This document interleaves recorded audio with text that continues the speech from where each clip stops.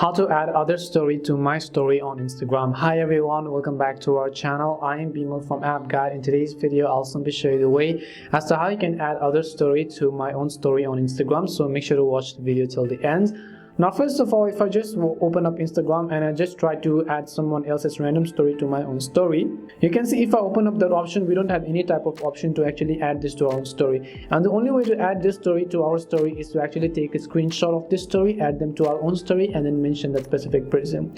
But there is a way on how you can actually add it to your own story, and that is only if you're tagged in that specific story. So if I just open up this Instagram right over here, you can see I'm currently tagged in this story. This is my Instagram account username. That is why I'm being able to find the option that says add this to your story. If I wasn't tagged in the story, I wouldn't be able to find this option. So let me just go ahead and open it up again. If I tap on the add this to your story button over here, you can see it will basically take me to this kind of pop-up automatically. There is the username, there is the person's story, and there's my username as well, and I can upload this to my own story. But if I'm not tagged or mentioned in someone else's story, I'll not be able to directly add their story to my own story. The only way is to simply take a screenshot and do so.